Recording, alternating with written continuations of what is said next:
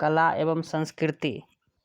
इस टॉपिक का पहला क्वेश्चन है कि भारतनाट्यम दक्षिण भारत तमिलनाडु की एकल शास्त्रीय नृत्य शैली है जिसे विशेष रूप से महिलाओं द्वारा किया जाता है। इसका मतलब हुआ कि तमिलनाडु, दक्षिण भारत जो है तमिलनाडु, इसका एकल शास्त्रीय नृत्य कौन सा है? तो भारतनाट्यम है। इसमें केवल एक महिला नृत्य करती है और यह केवल महिलाओं के लिए है। नेक्स्ट क्वेश्चन है कि भारत की शास्त्रीय संगीत की दक्षिण भारतीय शैली कर्नाटक संगीत कहलाती है। भारत की शास्त्रीय संगीत की दक्षिण भारतीय शैली क्या कहलाती है? तो कर्नाटक संगीत। नेक्स्ट क्वेश्चन है कि कर्नाटक संगीत का जनक कौन है? तो पुरंदर दास। कर्नाटक संगीत का जनक कौन है? तो पुरंदर दास। चलिए नेक्स्ट क्वेश्चन है त्यागराज, मथुस्वामी तथा श्याम शास्त्री जो है किसके त्रिरत्न हैं? तो ये कर्नाटक संगीत के त्रिरत्न हैं। कर्नाटक संगीत के त्रिरत्न कौन कौन से हैं? तो कर्नाटक संगीत के त्रिरत्न हैं त्यागराज, मुथुस्वामी एवं श्याम शास्त्री। नेक्स्ट क्वेश्चन है कि भारतनाट्यम के प्रमुख घराना कौन कौन से हैं? तो भारतनाट्यम के प्रमुख घराना है मैसूर घराना, तंजौर घराना, कांचीपुरम घराना और पंडलन लूर घराना। अगला क्वेश्चन है कि लीला सैमसंग, मृणाली साराभाई, यामिनी कृष्णमूर्ति, ये सभी जो है भारतनाट्यम से संबंधित है। और कथकली कहाँ का? तो केरल का प्रमुख शास्त्रीय नृत्य है। केरल का प्रमुख शास्त्रीय नृत्य कौन सा है? तो कथकली है। अगला क्वेश्चन है कथकली की गीतों की भाषा क्या है? तो कथकली की गीतों की भाषा है मलयालम। कथकली की गीतों का भाषा क्या है? तो मलयालम है। अगला क्वेश्चन है कथक, ये जो है उत्तर भारत की शास्त्रीय संगीत है। कथक क्या है? तो उत्तर भारत की शास्त्रीय नृत्य है कथक। नेक्स्ट क्वेश्चन है पंडित लच्छू महाराज, पंडित बिरजू महाराज, सितारा देवी, ये सभी जो है कथक से संबंधित है। कथक के प्रमुख कलाकार कौन कौन से हैं? तो पंडित लच्छू महाराज, पंडित बिरजू महाराज एवं सितारा देवी। अगला क्वेश्चन है कि कुचिपुड़ी, ये कहाँ का शास्त्रीय नृत्य है? तो कुचिपुड़ी आंध्र प्रदेश का शास्त्रीय नृत्य है। अगला क्वेश्चन है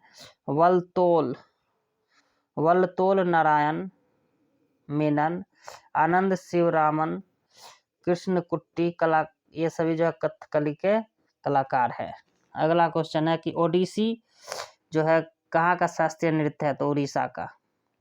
सोनल मानसिंह, केलुचरण महापात्रा, डोना गांगुली का संबंध किस नृत्य से है? तो ओडिसी से है। नेक्स्ट क्वेश्चन है कि भारतीय शास्त्रीय नृत्य में कितने रस हैं? तो भारतीय शास्त्रीय नृत्य में 9 रस है। नेक्स्ट क्वेश्चन है केरल का शास्त्रीय नृत्य कौन सा है? तो मोहिनी अट्टम है। केरल का शास्त्रीय नृत्य कौन सा है? तो मोहिनी अट्टम है। अगला क्वेश्चन है यक्षगान कहाँ का प्रमुख लोक नृत्य है? तो कर्नाटक का। यक्षगान कहाँ का है प्रमुख नृत्य? तो कर्नाटक का। मयूरभंज का छात्रों युद्ध संबंधी नृत्य कहा जाता है। मयूरभंज का छात्रों युद्ध संबंधी नृत्य कहा जाता है। अगला क्वेश्चन है कि यक्षगान में नृत्य और गान का संगम होता है। यक्षगान में क्या होता है? तो नृत्य एवं गान का संगम होता है। नेक्स्ट क्वेश्चन है पश्चिम बंगाल का लोक नृत्य कौन सा है? तो जात्रा है। और जात्रा जो है ये पश्चिम बंगाल का लोक नृत्य है। नेक्स्ट क्वेश्चन है कि सबसे पुराना एवं प्राचीन वाद्य यंत्र कौन सा है? तो ये वीणा है। सबसे पुराना एवं प्राचीनतम वाद्य यंत्र कौन सा है? तो वीणा है। नेक्स्ट क्वेश्चन है कि राग भैरवी जो है किस समय गाया जाता है? तो प्रातः काल में गाया जाता है। राग भैरवी प्रातः काल में गाया जाने वाला राग है। राग मियाँ का मल्हार, राग जो है मियाँ का मल्हार के रचयिता कौन है? तो तानसेन है। राग मियाँ के मल्हार के रचयिता कौन सा है? तो तानसेन है। अगला क्वेश्चन है कि हरिप्रसाद चौरसिया किस वाद्य यंत्र से संबंधित है? तो ये है बांसुरी वादक है, ये बांसुरी से संबंधित है हरिप्रसाद चौरसिया। अगला क्वेश्चन है बिस्मिल्लाह खां का संबंध किससे है? तो शहनाई वादक से है। अगला क्वेश्चन है अमजद अली खां किससे संबंधित है? तो सरोद वादक से। यानी अमजद अली खां कौन है? तो सरोद वादक है। शिव कुमार शर्मा क्या है? तो संतूर वादक है। शिव कुमार शर्मा क्या है? तो संतूर वादक है। नेक्स्ट क्वेश्चन है सितार का जनक किसे कहा जाता है? तो अमीर खुसरो को। सितार का जनक किसे कहा जाता है? तो अमीर खुसरो को। नेक्स्ट क्वेश्चन है कि पंडित भीमसेन जोशी जो है गायन क्षेत्र से संबंधित है। पंडित भीमसेन जोशी गायन क्षेत्र से संबंधित है। अगला क्वेश्चन है मुक्तेश्वर मंदिर उड़ीसा में जो है, लिंगराज मंदिर भुवनेश्वर उड़ीसा में है, खजुराहो का मंदिर मध्य प्रदेश में है। ये सभी जो है नागर शैली का उदाहरण है। नागर शैली का उदाहरण कौन कौन सा है? तो मुक्तेश्वर मंदिर ओडिशा का, लिंगराज मंदिर भुवनेश्वर उड़ीसा का, खजुराहो का मंदिर मध्य प्रदेश में। ये सभी नागर शैली का उदाहरण है। अगला क्वेश्चन है नागर शैली का विकास किस काल में हुआ था? तो नागर शैली का विकास हुआ था गुप्त काल में, तथा गंधार शैली का विकास हुआ था कुषाण काल में। मोस्ट इम्पोर्टेंट क्वेश्चन है कि नागर शैली का विकास किस काल में हुआ था? तो गुप्त काल में। और गंधार शैली का विकास किस काल में हुआ था? कुषाण काल में। नागर शैली गुप्त काल, गंधार शैली कुषाण काल। अगला क्वेश्चन है कांची का कैलाश मंदिर, तंजौर का वृद्धेश्वर मंदिर, तमिलनाडु का मीनाक्षी मंदिर, तिरुपति मंदिर, ये सभी द्रविड़ शैली के उदाहरण हैं। कांची का कैलाश मंदिर, तंजौर का वृद्धेश्वर मंदिर, तमिलनाडु का मीनाक्षी मंदिर एवं तिरुपति मंदिर, ये सभी जो है द्रविड़ शैली के उदाहरण हैं। अगला क्वेश्चन है नागर एवं द्रविड़ शैली के मिश्रित रूप को कौन सा शैली कहते हैं? तो बेसर शैली। नागर प्लस द्रविड़ शैली इज इक्वल टू बेसर शैली। अगला क्वेश्चन है होयसलेश्वर हेलेविड का मंदिर, वैष्णव मंदिर, वृंदावन बेसेर शैली का उदाहरण है। अगला क्वेश्चन है कि मधुबनी चित्रकला जो है बिहार से संबंधित है। मधुबनी चित्रकला बिहार से संबंधित है। नेक्स्ट क्वेश्चन है कि बनी ठैली किशनगढ़ शैली से संबंधित है। बनी ठनी जो है ये शैली किससे संबंधित है? तो किशनगढ़ शैली से संबंधित है। नेक्स्ट क्वेश्चन है कि सरोद में कितने तार होते हैं? तो सरोद में 19 यानी 19 तार होते हैं। सरोद में कितने तार होते हैं? तो 19 तार होते हैं। चलिए दोस्तों, अब ये नया टॉपिक आ गया गांधी युग इन वन व्यू, एक दृष्टि में। इससे संबंधित गांधी जी के बारे में पढ़ते हैं।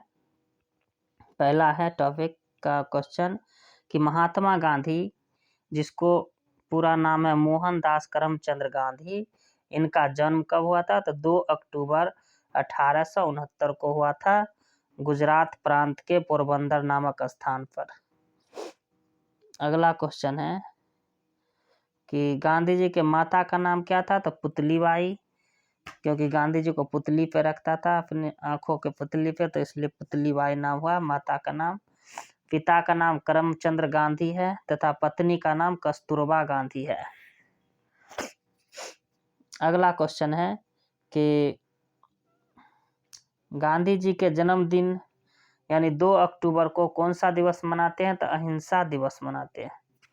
गांधी जी के जन्मदिन यानी 2 अक्टूबर को अहिंसा दिवस मनाते हैं तथा पुण्य तिथि जो है 30 जनवरी को, जिस दिन वो मरे थे, तो 30 जनवरी को शहीद दिवस मनाते हैं। तो महात्मा गांधी के जन्मदिन को क्या मनाते हैं? अहिंसा दिवस 2 अक्टूबर, और पुण्यतिथि 30 जनवरी को शहीद दिवस मनाते हैं।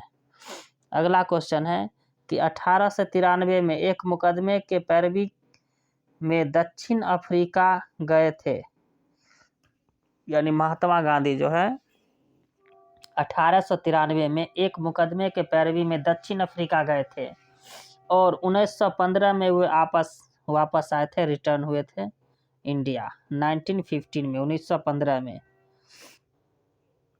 चलिए अगला क्वेश्चन है कि महात्मा गांधी जो है किससे प्रभावित थे? तो लियो टॉल्स्टॉय से प्रभावित थे। और महात्मा गांधी के राजनीतिक गुरु कौन से हैं? तो गोपाल कृष्ण गोखले हैं।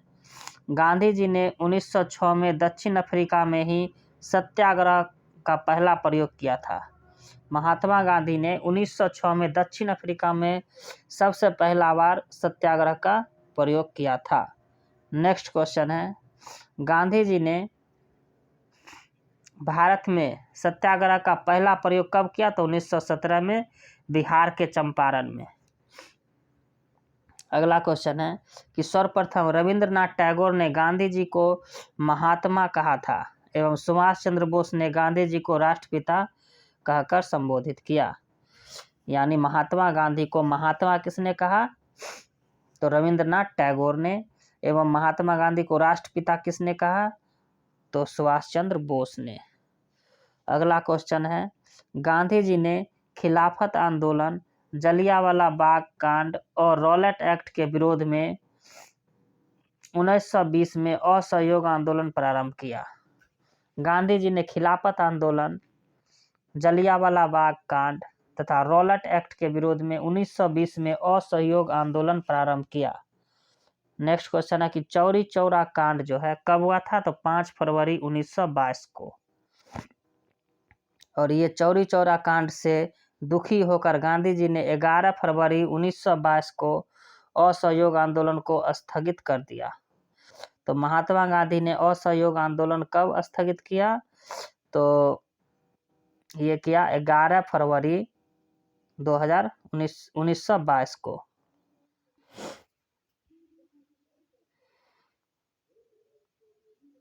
जलियांवाला बाग हत्याकांड कब हुआ था? तो 13 अप्रैल 1919 को हुआ था। जलियांवाला बाग हत्याकांड कब हुआ था? तो 13 अप्रैल 1919 को हुआ था। और इसी के विरोध में गांधी जी ने 1920 में केसरे हिंद की उपाधि लौटा दिए थे। गांधी जी ने जलियांवाला बाग हत्याकांड 13 अप्रैल 1919 को हुआ था। इसके विरोध में गांधी जी ने 1920 में अपना जो एक उपाधि था केसरे हिंद का, उसने लौटा दिया था। नेक्स्ट क्वेश्चन है कि महात्मा गांधी ने 1919 में यंग इंडिया व नवजीवन तथा 1933 में हरिजन का प्रकाशन किया। गांधी जी ने 1919 में यंग इंडिया एवं नवजीवन का प्रकाशन किया पत्रिका का, एवं 1933 में हरिजन पत्रिका का प्रकाशन किया। नेक्स्ट क्वेश्चन है, ये क्वेश्चन पूछा जाता है कि हरिजन पत्रिका का प्रकाशन कब किया? तो 1933 में। नेक्स्ट क्वेश्चन है कि 1924 के एकमात्र बेलगांव अधिवेशन में ही महात्मा गांधी ने कांग्रेस के अध्यक्ष का भूमिका निभाए थे, अपना रोल प्ले किए थे कर्नाटक में बेलगांव अधिवेशन में। यानी कर्नाटक अधिवेशन जो होता है बेलगांव अधिवेशन, उसी में महात्मा गांधी ने कांग्रेस के अध्यक्ष बने थे 1924 में। नेक्स्ट क्वेश्चन है, गांधी जी ने 12 मार्च 1930 को 78 अनुयायियों के साथ दांडी यात्रा पर प्रारंभ किए, जो 6 अप्रैल 1930 को 388 किलोमीटर का दांडी में नमक बनाकर नमक कानून तोड़ा।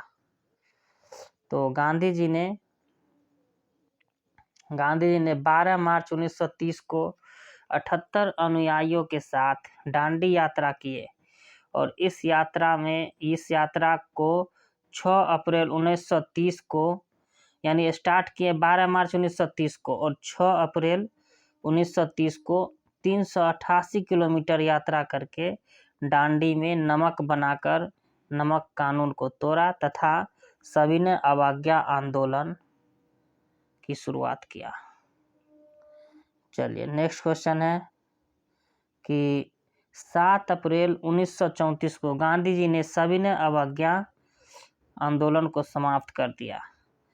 तो ये देख लिए कि गांधी जी ने सविनय अवज्ञा आंदोलन कब चालू किए? तो 6 अप्रैल 1930 को 6 अप्रैल 1930 को गांधी जी ने सविनय अवज्ञा आंदोलन शुरू किए एवं 7 अप्रैल 1934 को गांधी जी ने सविनय अवज्ञा आंदोलन को समाप्त कर दिए। चलिए नेक्स्ट क्वेश्चन है कि 1916 ईस्वी में गांधी जी ने अहमदाबाद के निकट साबरमती आश्रम की स्थापना किया। तो 1916 में महात्मा गांधी ने साबरमती आश्रम की स्थापना कहाँ किया? तो अहमदाबाद में। नेक्स्ट क्वेश्चन है गांधी इरविन समझौता कब हुआ था? तो 5 मार्च 1931 को। गांधी इरविन समझौता कब हुआ? गांधी एवं इरविन के बीच जो समझौता हुआ वो हुआ था 5 मार्च 1931 को। नेक्स्ट क्वेश्चन है कि 1942 में प्रस्तुत क्रिप्स प्रस्ताव को गांधी जी ने पोस्ट डेटेड चेक कहा था। यानी गांधी जी ने किस प्रस्ताव को पोस्ट डेटेड चेक कहा?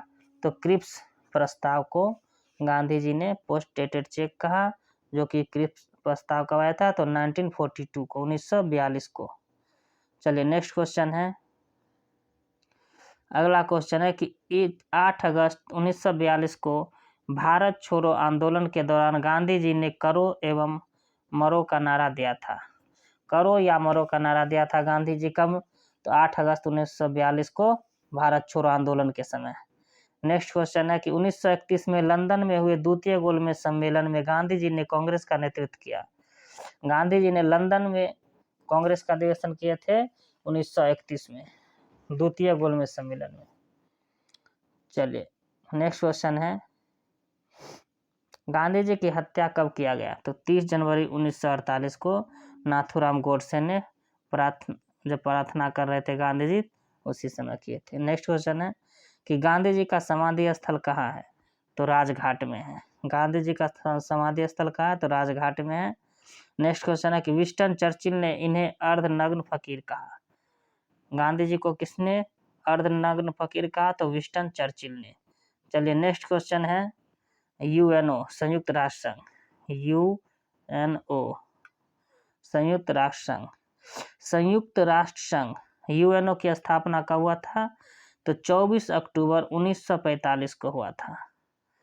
यूएनओ का स्थापना कब हुआ? तो 24 अक्टूबर 1945 को हुआ था। 24 अक्टूबर 1945 को हुआ था, जिसका मुख्य उद्देश्य क्या था? तो विश्व शांति एवं सुरक्षा बनाए रखना। विश्व में शांति एवं सुरक्षा बनाए रखना यूएनओ का वर्क था, इसीलिए इसका स्थापना हुआ था 24 अक्टूबर 1945 को, और इसी के साथ द्वितीय विश्व युद्ध का भी समाप्ति हुआ था। नेक्स्ट क्वेश्चन है कि यूएनओ का मुख्यालय कहाँ है? तो यूएनओ का जो मुख्यालय है वो है न्यूयॉर्क शहर के मैनहट्टन द्वीप पर है, जो 17 एकड़ जमीन पर 39 मंजिल का 39 मंजिल का बना हुआ है, जिसके लिए भूमि किसने दान में दिया था? तो जॉन डी रॉकफेलर ने भूमि दान में दिए थे। चलिए नेक्स्ट क्वेश्चन है कि संयुक्त राष्ट्र का नाम जो है अमेरिकी राष्ट्रपति फ्रैंकलिन डी रूजवेल्ट ने दिया था। संयुक्त राष्ट्र का जो नाम दिया गया है ये किसने दिया था? तो अमेरिका के राष्ट्रपति थे फ्रैंकलिन डी रूजवेल्ट, उसी ने संयुक्त राष्ट्र का नाम दिया था। अगला क्वेश्चन है कि यूएनओ दिवस कब मनाया जाता है? तो 24 अक्टूबर को, क्योंकि 24 अक्टूबर 1945 को यूएनओ का स्थापना हुआ था। अगला क्वेश्चन है कि यूएनओ की वर्तमान सदस्यों की संख्या कितनी है? तो वर्तमान में सदस्यों की संख्या है 193, 193 है, जो कि लास्ट का जो 193वां देश जो है ये है दक्षिणी सूडान, साउथ सूडान है 193वां देश। अगला क्वेश्चन देखते हैं, तो इसमें है अगला क्वेश्चन है कि भारत जो है यूएनओ का सदस्य कब बना? तो उसी समय बना जब यूएनओ का स्थापना हुआ था, यानी 1945 को, 24 अक्टूबर 1945 को। अगला क्वेश्चन है यूएनओ के संविधान को क्या कहते हैं? तो चार्टर कहते हैं। यूएनओ के संविधान को कहते हैं चार्टर, CHARTER, चार्टर, जिसमें कुल संख्या जो है, जिसमें अनुच्छेदों की कुल संख्या 111, 111। यूएनओ के संविधान को चार्टर कहते हैं, और उस चार्टर में अनुच्छेद जो है टोटल है आर्टिकल 111, यानी 111 है, 111, तथा अध्याय कितने हैं, तो 19 है, 19 अध्याय है। अगला क्वेश्चन है यूएनओ की अधिकृत कितनी भाषाएं हैं, तो 6 भाषाएं हैं। अंग्रेजी, फ्रेंच, चीनी, अरबी, रूसी और स्पेनिश, जो कि इसमें अंग्रेजी एवं फ्रेंच कार्यकारी भाषा है। अंग्रेजी एवं फ्रेंच जो है यूएनओ का ऑफिशियल लैंग्वेज है। नेक्स्ट क्वेश्चन है कि यूएनओ के कार्यपालिका की सुरक्षा परिषद, यूएनए के कार्यपालिका को सुरक्षा परिषद कहते हैं तथा व्यवस्थापिका को महासभा कहते हैं। यूएनओ के कार्यपालिका को सुरक्षा परिषद कहते हैं तथा व्यवस्थापिका को क्या कहते हैं, तो महासभा कहते हैं। नेक्स्ट क्वेश्चन है कि सुरक्षा परिषद में कुल सदस्य कितने होते हैं, तो 15 सदस्य होते हैं, जिसमें 5 होते हैं अस्थायी एवं 10 होते हैं अस्थायी। सुरक्षा परिषद में कुल सदस्यों की संख्या कितनी होती है, तो 15 होती है, जिसमें 5 होता है अस्थायी एवं 10 होता है अस्थायी। 5 होता है अस्थायी एवं 10 होता है अस्थायी। अगला क्वेश्चन है कि अस्थायी सदस्यों का कार्यकाल कितने वर्षों का होता है, तो अस्थायी जो होते हैं 10 सदस्य, उसका कार्यकाल केवल 2 वर्षों का होता है। नेक्स्ट क्वेश्चन है कि सुरक्षा परिषद के 5 अस्थायी सदस्य देश कौन कौन से हैं, तो अमेरिका, ब्रिटेन, चीन, रूस, फ्रांस। अमेरिका, ब्रिटेन, चीन, फ्रांस एवं रूस। नेक्स्ट क्वेश्चन है कि सुरक्षा परिषद जो है, सुरक्षा परिषद को क्या कहते हैं, तो दुनिया का पुलिसमैन कहते हैं। सुरक्षा परिषद को दुनिया का पुलिसमैन कहा जाता है। अगला क्वेश्चन है कि सर्वप्रथम वीटो का प्रयोग अमेरिका ने मार्च 1971 में रोडेशिया के प्रश्न पर किया था। तो वीटो का प्रयोग सबसे पहले किसने किया, तो अमेरिका ने किया। वीटो का प्रयोग सबसे पहले किसने किया, तो अमेरिका ने किया। कब किया, तो मार्च 1971 में, जब बांग्लादेश आज़ाद हुआ था तब। और ये जो है रोडेशिया के प्रश्नों पर किया था। चलिए नेक्स्ट क्वेश्चन है कि वीटो अस्थायी सदस्यों को प्राप्त एक निषेधात्मक शक्ति है। वीटो क्या है, तो उसी व्यक्ति को है जो अस्थायी सदस्य है। यूएनओ के अस्थायी सदस्य को वीटो प्राप्त होता है, और वीटो जो अस्थायी सदस्यों को प्राप्त एक निषेधात्मक शक्ति है, जिसका सर्वाधिक बार प्रयोग करने वाला देश रूस है। और वीटो का सबसे ज़्यादा प्रयोग किसने किया, तो रूस ने किया है। चलिए अगला क्वेश्चन है कि संयुक्त राष्ट्र संघ के प्रमुख अंग कितने हैं, तो 6 है। यूएनओ की प्रथम बैठक जो है कब हुआ था, तो 10 जनवरी 1946 को लंदन में हुआ था, तथा महासभा की पहली बैठक कब हुआ था, तो अक्टूबर 1952 में हुआ था। अगला क्वेश्चन है यूएनओ का प्रधान कौन होता है, तो महासचिव होता है। अगला क्वेश्चन है कि यूएनओ के प्रथम महासचिव कौन थे, तो यूएनओ के प्रथम महासचिव थे त्रिगवैली नार्वे का था। यूएनओ का प्रथम महासचिव कौन था, त्रिगवैली नार्वे का। अगला क्वेश्चन है कि प्रथम एशियाई महासचिव कौन थे, तो यूथांड थे बर्मा के। प्रथम एशियाई महासचिव कौन थे, तो यूथांड कहाँ के थे, तो बर्मा के थे। नेक्स्ट क्वेश्चन है कि संयुक्त राष्ट्र संघ के वर्तमान 9वां महासचिव कौन बने हैं, तो एंटोनियो गुटेरेस बने हैं पुर्तगाल के।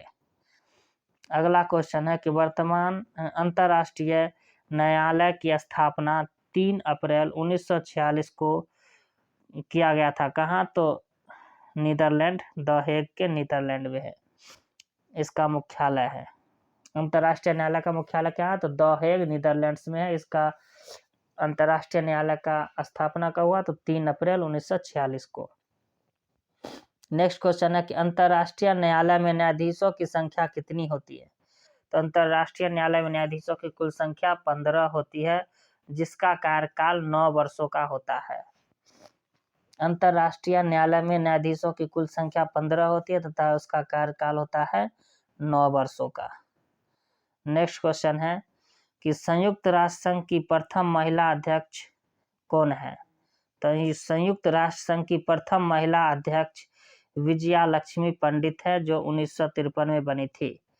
अगला क्वेश्चन है कि यूएनओ में सर्वप्रथम हिंदी में भाषण देने वाला प्रथम व्यक्ति कौन था?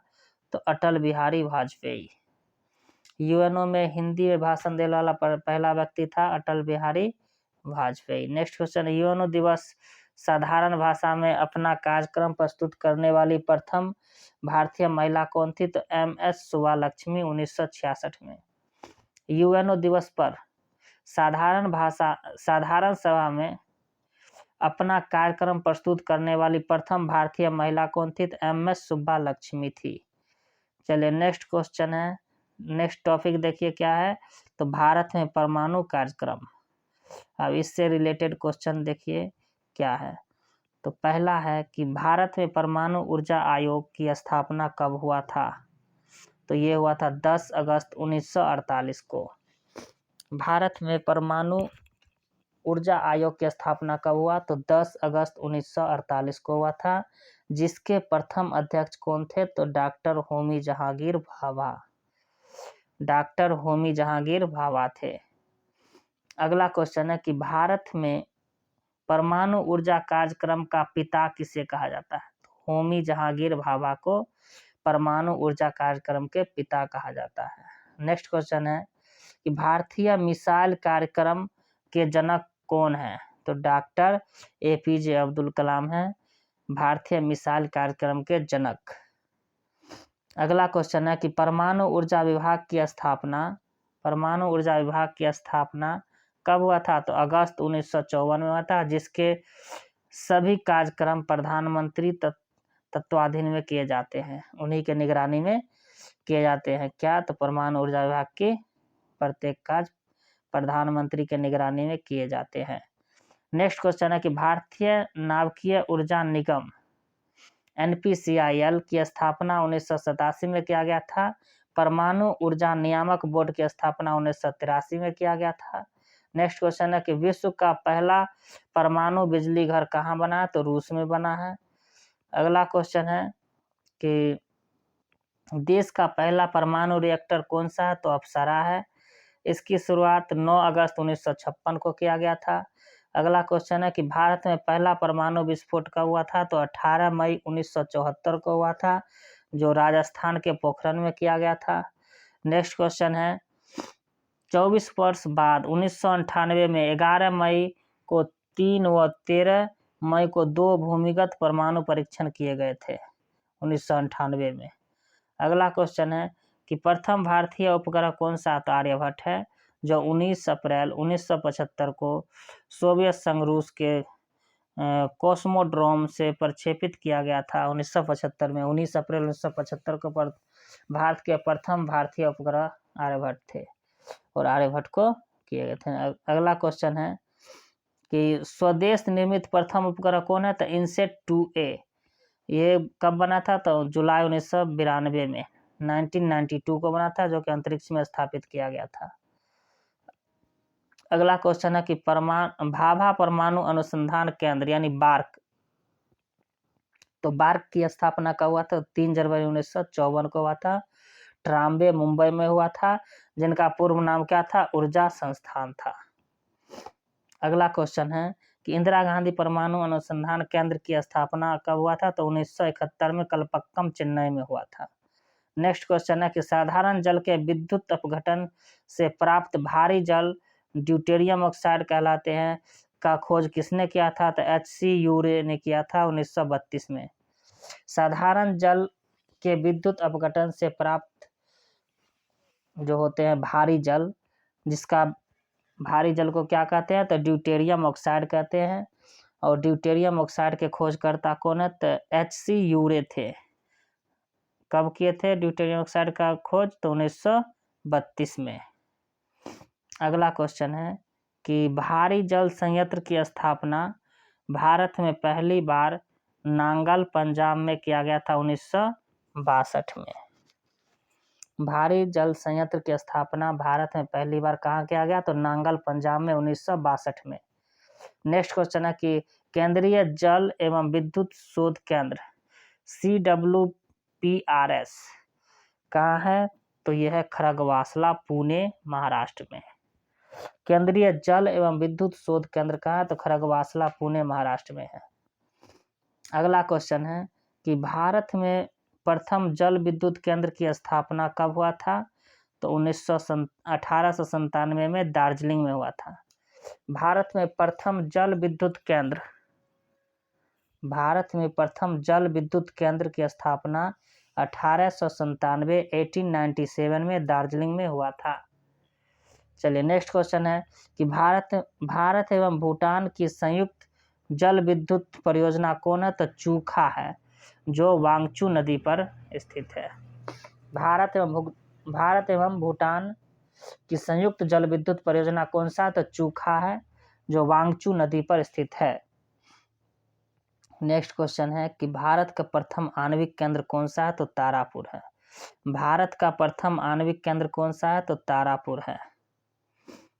नेक्स्ट क्वेश्चन है कि तारापुर परमाणु विद्युत घर जिसका निर्माण हुआ था 1972 में, तारापुर परमाणु विद्युत घर का स्थापना कब हुआ? तो 1972 में हुआ था। कहाँ हुआ था? तो मुंबई, महाराष्ट्र में हुआ था। नेक्स्ट क्वेश्चन है कि राजस्थान परमाणु विद्युत घर का निर्माण कब हुआ? 1972 में हुआ था। ये हुआ था रावटभाटा, राजस्थान में स्थित है ये। चलिए नेक्स्ट क्वेश्चन है कि नरौरा परमाणु विद्युत घर जो है इसका स्थापना 1991 में हुआ था। यह बुलंदशहर यूपी में है, उत्तर प्रदेश में है। नरौरा परमाणु विद्युत घर का निर्माण कब हुआ? तो 1991 को हुआ था। ये बुलंदशहर उत्तर प्रदेश में अवस्थित है। काकरापारा परमाणु विद्युत घर का निर्माण हुआ था 1993 में, 1993 को, जो कि सूरत, गुजरात में है। काकरापारा कहाँ है? तो सूरत, गुजरात में है। नेक्स्ट क्वेश्चन है कि रमन अनुसंधान केंद्र कहाँ है? तो बेंगलोर, कर्नाटक में। रमन अनुसंधान केंद्र कहाँ है? तो बेंगलोर, कर्नाटक में। अगला टॉपिक है भारत की पंचवर्षीय योजनाएं। तो इसमें पहला क्वेश्चन है कि भारत में पंचवर्षीय योजना कहाँ से लिया गया? तो रूस से लिया गया है। भारत में पंचवर्षीय योजना कहाँ से लिया गया है? तो रूस से लिया गया है। नेक्स्ट क्वेश्चन है कि योजनाओं को अंतिम रूप स्वीकृत देने वाला कौन सा संस्थान है? तो राष्ट्रीय विकास परिषद है, नेशनल डेवलपमेंट कमीशन है। नेक्स्ट क्वेश्चन है कि पहला पंचवर्षीय योजना कब हुआ था? तो 1951 से 56 में हुआ था। और प्रथम पंचवर्षीय योजना जो था यह किस मॉडल पर आधारित था? तो हेराल्ड डोमर मॉडल पर आधारित थी, जिसमें कृषि को सर्वोच्च प्राथमिकता दिया गया था। प्रथम पंचवर्षीय योजना ये हेराल्ड डोमर पर आधारित था, जो 1951 से 56 में हुआ था। और यह प्रथम पंचवर्षीय योजना कृषि पर आधारित था, यानी कृषि को सर्वोच्च प्राथमिकता दिया गया था। नेक्स्ट क्वेश्चन है कि दूसरा पंचवर्षीय योजना जो हुआ था वो किस मॉडल पर आधारित है? तो पीसी महालनोबिस मॉडल पर आधारित है, और जिसमें भारी एवं आधारभूत उद्योगों पर बल दिया गया था। दूसरा जो था पीसी महालनोबिस पर आधारित था। नेक्स्ट क्वेश्चन है कि दूसरा योजना का कार्यकाल 1956 से 61 था। इसके दौरान ही भारत में राउरकेला, भिलाई, दुर्गापुर इस्पात कारखानों का स्थापना हुआ था। राउरकेला, भिलाई और दुर्गापुर। तो राउरकेला तो जर्मनी के सहयोग से बना था, भिलाई किससे बना था? तो रूस से बना था, दुर्गापुर तो ब्रिटेन के सहयोग से बना था। नेक्स्ट क्वेश्चन है तीसरी पंचवर्षीय योजना सैंडी, चक्रवर्ती और महालनोबिस मॉडल पर आधारित थी, जिसमें आत्मनिर्भरता पर बल दिया गया था, मोदी वाला। तो तीसरी पंचवर्षीय योजना जो था किस पर आधारित था? तो सैंडी पर, चक्रवर्ती पर और महालनोबिस पर, पीसी महालनोबिस मॉडल पर आधारित था, जिसमें आत्मनिर्भरता को बल दिया गया था। अगला क्वेश्चन है बोकारो स्टील प्लांट का स्थापना जो हुआ था वो तृतीय पंचवर्षीय योजना के काल में हुआ था। नेक्स्ट क्वेश्चन है कि सर्वाधिक असफल योजना कौन रहा था? तो तृतीय योजना रहा था, जो कि 1961 से 66 तक रहा था। जिसका मुख्य कारण क्या था? तो भारत चीन युद्ध हुआ था। 1962 में, और भारत पाक युद्ध हुआ था 1965 में, और भूखा भी हुआ था, ये भयंकर सूखा भी हुआ था। तो कारण ये था कि 1962 में भारत चीन युद्ध हुआ था, 1965 में भारत पाक युद्ध हुआ था, और फिर भयंकर सुखाड़ भी पड़ा था, जिस कारण से यह पंचवर्षीय योजना असफल माना गया। ये 3rd पंचवर्षीय योजना था।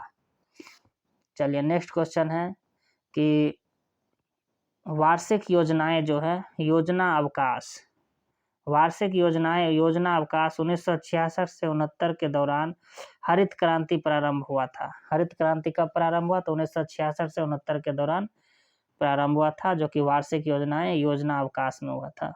नेक्स्ट है चतुर्थ योजना, जो कि चतुर्थ पंचवर्षीय योजना कब हुआ था? तो 1969 से 74 तक, यानी 1969 से 74 तक हुआ था चतुर्थ पंचवर्षीय योजना। यह किस मॉडल पर आधारित था? तो गॉडगिल योजना भी इसको कहते हैं। सुरक्षा पर बल दिया गया था, गॉडगिल मॉडल पर आधारित था, और यह चतुर्थ पंचवर्षीय योजना गॉडगिल मॉडल पर आधारित था, और यह सुरक्षा पर बल दिया गया था।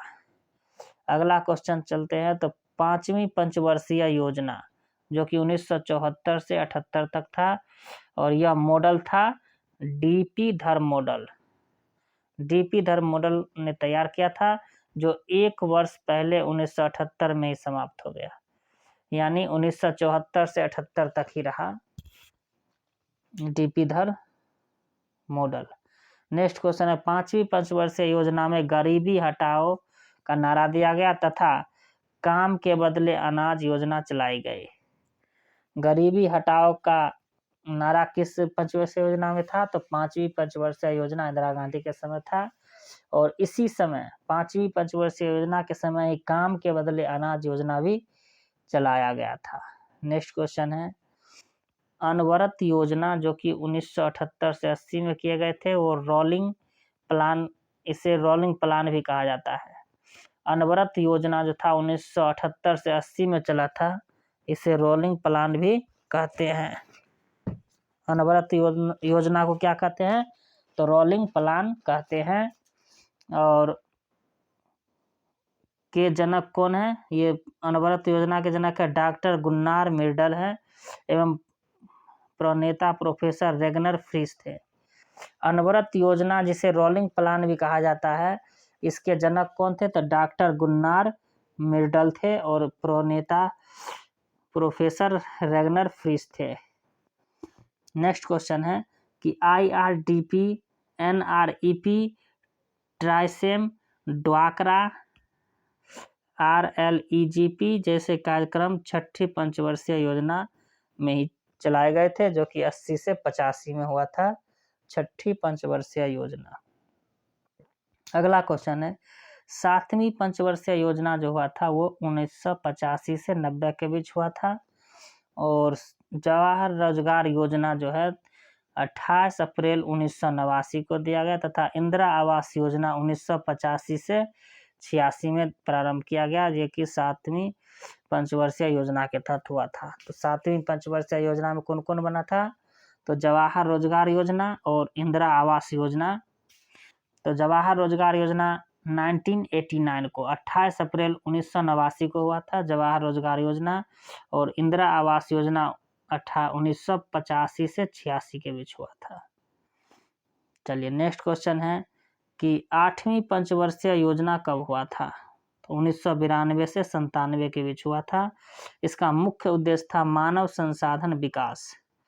8वीं पंचवर्षीय योजना का मुख्य उद्देश्य क्या था? तो मानव संसाधन विकास। नेक्स्ट क्वेश्चन है कि प्रधानमंत्री रोजगार योजना जो चालू हुआ था 15 अगस्त 1993 को प्रारंभ हुआ, जो कि 8वीं पंचवर्षीय योजना में ही चालू हुआ था प्रधानमंत्री रोजगार योजना। नेक्स्ट क्वेश्चन है कि 9वीं योजना जो है 9वीं पंचवर्षीय योजना में सामाजिक न्याय और समानता के साथ आर्थिक विकास को पर बल दिया गया था। नेक्स्ट क्वेश्चन है कि 10वीं पंचवर्षीय योजना का कार्यकाल है 2002 से 2007। 10वीं पंचवर्षीय योजना अब तक की सबसे सफल योजना मानी जाती है। नेक्स्ट क्वेश्चन है कि 11वीं पंचवर्षीय योजना 2007 से 2012 के बीच चला था। 11वीं पंचवर्षीय योजना 2007 से 2012 के बीच चला था। नेक्स्ट है 12वीं पंचवर्षीय योजना 2012 से 17 के बीच चला था। और 12वीं योजना का मुख्य उद्देश्य क्या है, तो तीव्र, सपोषणीय व अधिक समावेशी विकास था। नेक्स्ट क्वेश्चन है, अगला टॉपिक है Jammu Kashmir, UT, Jammu Kashmir, UT union territorial Jammu Kashmir से संबंधित क्वेश्चन है। केंद्र शासित प्रदेश जम्मू कश्मीर है। इसका गठन हुआ था 31 अक्टूबर 2019 को। और ग्रीष्मकालीन राजधानी जो है, ग्रीष्मकालीन गर्मी वाला राजधानी है श्रीनगर। और शीतकालीन यानी ठंडा वाला जो राजधानी है वो है जम्मू कश्मीर। ठंडा में जम जाता है इसलिए जम्मू है, याद करने का सिंपल ट्रिक है। ठंडा में जम जाता है इसलिए जम्मू कश्मीर है। नेक्स्ट है क्षेत्रफल जम्मू कश्मीर का कितना, तो 42,241 किलोमीटर स्क्वायर वर्ग किलोमीटर, 42,241 वर्ग किलोमीटर है। और जनसंख्या 99.4 लाख है। इसका मुख्य भाषा क्या है, जम्मू कश्मीर के मुख्य भाषा है कश्मीरी, डोगरी, पंजाबी और पहाड़ी। और जम्मू कश्मीर का राजकीय भाषा क्या है, तो उर्दू है। नेक्स्ट क्वेश्चन है कि उच्च न्यायालय, जम्मू कश्मीर का जो उच्च न्यायालय कहाँ है, तो जम्मू कश्मीर उच्च न्यायालय है। और इसका सीमाएं क्या है, तो उत्तर पूर्व में केंद्र शासित प्रदेश लद्दाख है, दक्षिण में हिमाचल प्रदेश है, एवं पश्चिम तथा पंजाब तथा पश्चिम में कौन है, पाकिस्तान है। अगला क्वेश्चन है कि जम्मू कश्मीर में कुल कितने जिला है, तो 22 जिला है।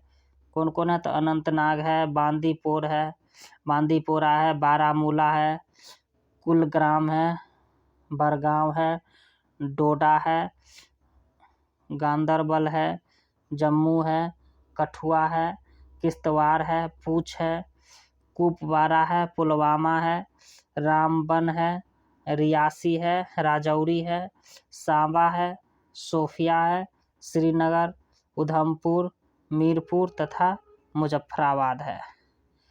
चलिए नेक्स्ट क्वेश्चन है कि जम्मू कश्मीर में विधानसभा की सीटों की संख्या है 114 है। और विधानसभा का कार्यकाल 5 वर्ष का होता है। लोकसभा सदस्यों की संख्या 5 है और राज्यसभा सदस्यों की संख्या 4 है। सबसे बड़ा जिला है किश्तवाड़। जम्मू कश्मीर का सबसे बड़ा जिला कौन सा है, तो किश्तवाड़ है। और जम्मू कश्मीर का प्रथम उपराज्यपाल कौन था, तो गिरीश चंद्र मुर्मू था।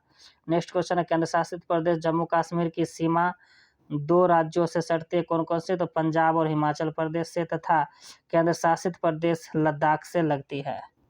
अगला क्वेश्चन है कि केंद्र शासित प्रदेश लद्दाख की सीमा एक राज्य से लगती है। केंद्र शासित प्रदेश लद्दाख है, उसकी सीमा कितने राज्यों से लगती है, तो एक राज्य से, वो है HP हिमाचल प्रदेश से। तथा एक केंद्र शासित प्रदेश है जम्मू कश्मीर से लगती है। अगला क्वेश्चन है कि केंद्र शासित प्रदेश जम्मू कश्मीर का एकमात्र देश कौन सा पाकिस्तान से अपनी अंतर्राष्ट्रीय सीमा साझा करती है, जम्मू कश्मीर। अगला क्वेश्चन है कि 31 अक्टूबर 2019 को जम्मू कश्मीर विधिवत रूप से केंद्र शासित प्रदेश बना। तो जम्मू कश्मीर कब विधिवत रूप से केंद्र शासित प्रदेश बना, तो 31 अक्टूबर 2019 को। अगला क्वेश्चन है कि जम्मू कश्मीर राज्य के रूप में जम्मू कश्मीर की स्थापना कब किया गया था, तो राज्य के रूप में जम्मू कश्मीर की स्थापना किया गया था 26 अक्टूबर 1947 को। अगला क्वेश्चन है कि 17 अक्टूबर को 1949 को जम्मू कश्मीर राज्य में अनुच्छेद कितना लागू हुआ था, तो 370। अगला क्वेश्चन है कि संविधान के भाग 21 में वर्णित अनुच्छेद 370 एवं जम्मू कश्मीर को विशेष राज्य का दर्जा दिया गया था। अगला क्वेश्चन है कि वर्तमान में विशेष दर्जा प्राप्त राज्यों की कुल संख्या 10 है। वर्तमान में विशेष दर्जा प्राप्त राज्यों की कुल संख्या कितनी है, तो 10 है। नेक्स्ट क्वेश्चन है कि 5 अगस्त 2019 को जम्मू कश्मीर का विशेष राज्य का दर्जा समाप्त हुआ था। तो जम्मू कश्मीर का विशेष राज्य का दर्जा कब समाप्त हो गया, तो 5 अगस्त 2009 को। नेक्स्ट क्वेश्चन है कि जम्मू कश्मीर में अनुच्छेद 370 का खंड 1 नहीं हटाया गया है। जम्मू कश्मीर में अनुच्छेद 370 का खंड 1 पार्ट 1 नहीं हटाया गया है। अगला क्वेश्चन है कि जम्मू कश्मीर में धारा 35A को 14 मई 1954 को लागू किया गया था। जम्मू कश्मीर में धारा 35A को 14 मई 1954 को लागू किया गया था। नेक्स्ट क्वेश्चन, जम्मू कश्मीर का संविधान 26 जनवरी 1957 को लागू हुआ था। चलिए अगला क्वेश्चन है, अगला टॉपिक है दादर एवं नागर हवेली एवं दमन द्वीप। इससे संबंधित क्वेश्चन है कि केंद्र शासित प्रदेश का नया नाम क्या है। तो दादर और नगर हवेली का नया नाम क्या है, तो दादर और नगर हवेली और दमन द्वीप। नेक्स्ट क्वेश्चन है कि इसकी स्थापना कब हुआ था, तो 26 जनवरी 2020 को। अगला क्वेश्चन है कि इसकी राजधानी कहाँ, तो दमन है। इसका क्षेत्रफल क्या है, तो 603 वर्ग किलोमीटर है और जनसंख्या कितना है, तो 5,85,764 है। इसमें कुल जिले 3 हैं और लोकसभा सीट 2 है। और इसका उच्च न्यायालय कहाँ है, तो बॉम्बे उच्च न्यायालय है। दादर और नगर हवेली का उच्च न्यायालय कहाँ है, तो बॉम्बे उच्च न्यायालय है। प्रथम प्रशासक कौन था, दादर और नगर हवेली का प्रथम प्रशासक कौन था, तो प्रफुल्ल खोड़ा पटेल, प्रफुल्ल पटेल था। नेक्स्ट क्वेश्चन है कि प्रमुख भाषाएं कौन कौन है, तो कोंकणी है, गुजराती है और हिंदी है। नेक्स्ट क्वेश्चन है कि दमन और द्वीप जो है मुंबई के समीप अरब सागर में स्थित एक द्वीप है जिसका दमन गुजरात राज्य के वलसाड जिले के नजदीक स्थित है। अगला क्वेश्चन है कि नगर हवेली गुजरात एवं महाराष्ट्र के बीच स्थित है। अगला क्वेश्चन है कि दादरा चारों तरफ से गुजरात से घिरा तथा नगर हवेली से 1 किलोमीटर उत्तर पश्चिम में स्थित है। दादर और नगर हवेली एवं दमन और द्वीप के बीच की दूरी 35 किलोमीटर है। चलिए नेक्स्ट क्वेश्चन है कि दमन एवं द्वीप के बीच खंबात की खाड़ी एवं अरब सागर स्थित है। दमन एवं द्वीप के बीच खंबात की खाड़ी एवं अरब द्वीप स्थित है। मोस्ट इंपोर्टेंट क्वेश्चन है। नेक्स्ट क्वेश्चन है 1779 में 1779 से 1954 तक दादर और नगर हवेली पुर्तगालियों के अधीन रहा था और 1954 में मुक्त होने के बाद 11 अगस्त 1961 को भारत का केंद्र शासित प्रदेश बन गया। 1961 में पुर्तगालियों से छुड़ाया गया। चलिए तो 1961 में पुर्तगालियों से मुक्त होने के बाद 1987 में दमन एवं द्वीप गोवा का हिस्सा बन गया। 1961 में पुर्तगालियों से मुक्त होने के बाद दमन और द्वीप मुक्त होने के बाद 1987 में दमन एवं द्वीप गोवा का हिस्सा बन गया। अगला क्वेश्चन है कि 30 मई 1987 को 25वें राज्य के रूप में गोवा को पूर्ण राज्य का दर्जा प्राप्त हुआ तथा 57वें संविधान संशोधन द्वारा गोवा से अलग होकर दमन और द्वीप केंद्र शासित प्रदेश बन गया। तो गोवा का स्थापना कब हुआ, तो 30 मई 1987 को, 1987 को 30 मई 1987 को। और कैमा राज्य बना, तो 25वां राज्य बन गया गोवा। तो ये गोवा को पूर्ण राज्य का दर्जा प्राप्त हुआ तथा 57वें संविधान संशोधन के द्वारा गोवा से दमन और द्वीप केंद्र शासित प्रदेश अलग हो गया। चलिए तो इसके बारे में जान लेते हैं कि दमन एवं दादर और नगर हवेली एवं दमन और द्वीप का विलय कैसे हुआ। तो इसके बारे में देखते हैं कि इसमें है कि 2 केंद्र शासित प्रदेश दादर और नगर हवेली और दमन और द्वीप के विलय हेतु दादरा और नगर हवेली और दमन द्वीप केंद्र शासित प्रदेशों का विलय विधेयक 2019 केंद्रीय गृह मंत्री जी कृष्ण रेड्डी द्वारा संसद में पेश किया गया था। चलिए ये याद रखना कि जी कृष्ण रेड्डी ये इम्पोर्टेंट है, इसी ने संसद में पेश किया था।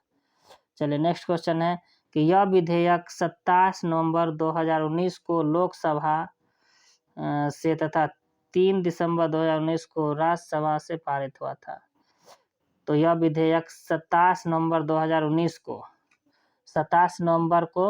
2019 तो दोनों सही है, लेकिन एक 27 नवंबर को लोकसभा में पारित हुआ और 3 दिसंबर को राज्यसभा में पारित हुआ था। 27 नवंबर लोकसभा और 3 दिसंबर को राज्यसभा में पारित हुआ था। चलिए अगला क्वेश्चन है कि 9 दिसंबर 2019 को राष्ट्रपति के स्वीकृति के बाद 26 जनवरी 2020 से दादर और नगर हवेली और दमन और दीव का विलय एक केंद्र शासित प्रदेश के रूप में प्रभावी हो गया। अगला क्वेश्चन है, विलय का मुख्य उद्देश्य न्यूनतम सरकार अधिकतम शासन था, कम सरकार और ज़्यादा शासन था। चलिए अगला टॉपिक है यूटी जम्मू कश्मीर एवं लद्दाख। इसका पहला टॉपिक है 31 अक्टूबर 2019 को जम्मू कश्मीर राज्य जम्मू कश्मीर पुनर्गठन अधिनियम 2019 के तहत 2 नए केंद्र शासित प्रदेश जम्मू कश्मीर तथा लद्दाख के रूप में अस्तित्व में आ गया। चलिए नेक्स्ट क्वेश्चन है कि वर्तमान में केंद्र शासित प्रदेश जम्मू कश्मीर की ग्रीष्मकालीन राजधानी कहाँ है? तो श्रीनगर है, और ठंडा वाला शीतकालीन है जम्मू है। चलिए नेक्स्ट क्वेश्चन है, केंद्र शासित प्रदेश लद्दाख की राजधानी कहाँ है? तो लेह है। जम्मू के कश्मीर को विधानसभा के साथ केंद्र शासित प्रदेश बनाया गया। जम्मू कश्मीर को विधानसभा के साथ केंद्र शासित प्रदेश बनाया गया। नेक्स्ट क्वेश्चन है कि जम्मू कश्मीर विधानसभा का कार्यकाल 5 वर्षों का होता है, पहले यह 6 वर्षों का था। विधानसभा जम्मू कश्मीर में पहले 6 वर्षों का था, अब ये 5 वर्ष का हो गया विधानसभा। नेक्स्ट क्वेश्चन है कि केंद्र शासित प्रदेश जम्मू कश्मीर विधानसभा में कुल कितने सीट हैं? तो 114 सीट है। जम्मू कश्मीर के विधानसभा में कुल सीटों की संख्या 114 है, जिसमें 24 सीटें पाक अधिकृत कश्मीर के लिए रिक्त रहेगी और 90 सीटों पर चुनाव होगा। चलिए पाक अधिकृत कश्मीर के लिए 24 सीटें हैं और उसके बाद जो बच गया वो 90 सीट है। चलिए नेक्स्ट क्वेश्चन है कि लद्दाख में विधानसभा नहीं होगी, एक उपराज्यपाल होगा जो शासन चलाएगा। लद्दाख में विधानसभा नहीं होगा। इम्पोर्टेंट है कि लद्दाख में विधानसभा नहीं होगा और यहाँ पर केवल एक उपराज्यपाल ही होगा जो शासन चलाएगा।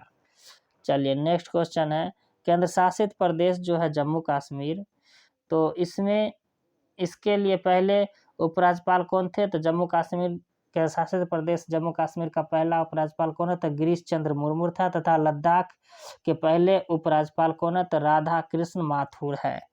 तो लद्दाख के पहले उपराज्यपाल कौन है? तो राधा कृष्ण माथुर। और जम्मू कश्मीर के प्रथम उपराज्यपाल कौन है? तो गिरीश चंद्र मुर्मू है।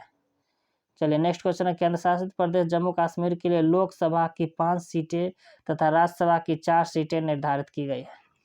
केंद्र शासित प्रदेश जो जम्मू कश्मीर, इसमें लोकसभा के लिए 5 सीटें तथा राज्यसभा के लिए 4 सीटें निर्धारित की गई है। चलिए नेक्स्ट क्वेश्चन, केंद्र शासित प्रदेश लद्दाख में लोकसभा के लिए 1 सीट निर्धारित की गई है और राज्यसभा के लिए कोई सीट नहीं है।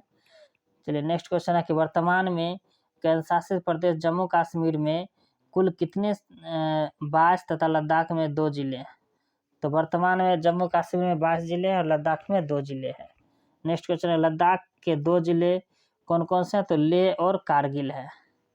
लद्दाख के 2 जिले कौन कौन है? तो लेह और कारगिल है। चलिए नेक्स्ट क्वेश्चन है, केंद्र शासित प्रदेश जम्मू कश्मीर का सबसे बड़ा जिला कौन सा? तो किश्तवाड़ है। VVI क्वेश्चन है, मोस्ट इम्पोर्टेंट। केंद्र शासित प्रदेश जम्मू कश्मीर का सबसे बड़ा जिला कौन सा? तो किश्तवाड़ जिला है। नेक्स्ट क्वेश्चन, जम्मू कश्मीर एवं लद्दाख के केंद्र शासित प्रदेश बनने के बाद सरकार ने 2 नवंबर 2019 को नया मानचित्र जारी किया है।